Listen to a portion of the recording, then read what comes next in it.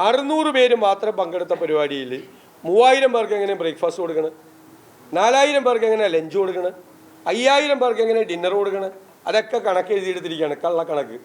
അയ്യപ്പ സംഗമത്തിലെ ഈ തട്ടിപ്പ് മുഴുവൻ പുറത്തു കൊണ്ടുവരണം. ഭയങ്കര തട്ടിപ്പാണ് അയ്യപ്പ സംഗമത്തിൻ്റെ പേരിൽ നടത്തിയത്.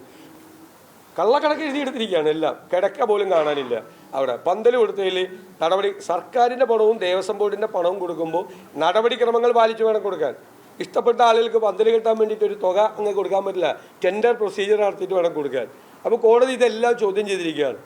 അപ്പോൾ അയ്യപ്പൻ്റെ സ്വർണം കവർന്നതും ദ്വാരപാലക ശില്പം കവർന്നതും അല്ല, കിട്ടിയ ചാൻസ് എല്ലാം ആഗോള അയ്യപ്പ സംഗമത്തിൻ്റെ പേരിൽ അല്ലേ. ഇപ്പോൾ ഇവർ കൈയൊഴിയണെന്താ?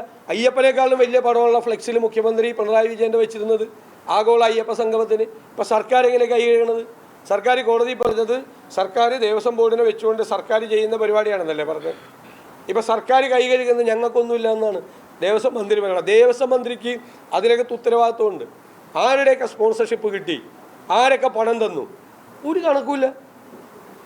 കിട്ടിയ പണം തന്നെ ചെലവഴിച്ചിരിക്കുന്നത് മുഴുവൻ തട്ടിപ്പാണ്. ഞാൻ പറഞ്ഞല്ലോ, പണ്ട് കൊല്ലത്ത് ഒരു CPM ഒരു ഫെസ്റ്റിവൽ നടത്തി കോർപ്പറേഷൻ്റെ. ഒരു കുതിരയെ കൊണ്ടുവന്നു.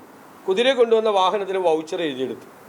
അപ്പോൾ ഓഡിറ്റ് വിഭാഗം പരിശോധിച്ചപ്പോൾ ഈ കുതിരയെ കൊണ്ടുവന്ന വാഹനത്തിന് വൗച്ചർ എഴുതിയെടുത്തത് മാരുതി കാറായിരുന്നു. മാരുതി കാറിൽ എങ്ങനെയാണ് കുതിരയെ കൊണ്ടുവന്ന്? മാരുതി കാറിൽ കുതിരയെ കൊണ്ടുവന്ന ആളുകളാണ് ഇപ്പോൾ ഈ ആഗോള അയ്യപ്പ സംഗമത്തിൻ്റെ കണക്ക് തട്ടിപ്പ് കണക്ക് എഴുതി കൊടുത്തിരിക്കുന്നത്. അത് ഓഡിറ്റ് വിഭാഗത്തിൻ്റെ പരിഗണനയിലുള്ള വിഷയമാണ്. മാരുതി ആരാണെന്ന് പറയാനില്ല, പേരൊന്നും പറയാനില്ല. മാരുതി കാറിൽ കുതിരയെ കൊണ്ടുവന്ന ആളുകളാണ്. അതിനെ വെല്ലുന്ന തട്ടിപ്പാണ് ആഗോള അയ്യപ്പ സംഗമത്തിൻ്റെ പേരിൽ ഇവിടെ നടന്നിരിക്കുന്നത്. അയ്യപ്പൻ്റെ പേരിൽ ഇത്രയും കൊള്ള ചെയ്യാമെങ്കിൽ വേറെ എവിടെ നിന്നാണ് ഇവർ കക്കാത്തത്? അതാണ് കളവാണ്. എന്നിട്ട് മിണ്ടാതിരിക്കുകയാണ്. ഒരു പങ്കുമില്ലെന്ന് പറയുകയാണ്. പങ്കുണ്ട്. സർക്കാർ അതിൻ്റെ ക്രെഡിറ്റ് മുഴുവൻ എടുക്കാൻ നോക്കിയത് മുഖ്യമന്ത്രി പിണറായി വിജയനും ദേവസ്വം മന്ത്രിയൊക്കെ അല്ലേ. അപ്പോൾ ഈ തട്ടിപ്പിൽ അവർക്ക് യാതൊരു പങ്കുമില്ലേ? അന്നത്തെ ദേവസ്വം ബോർഡിന് പങ്കില്ലേ? എല്ലാവർക്കും പങ്കുണ്ട്. കോടികളാണ് തട്ടിച്ചെടുത്തിരിക്കുന്നത്. സ്പോൺസർ കിട്ടിയതിനെ പറ്റി പോലും കണക്കില്ല. പറയണം.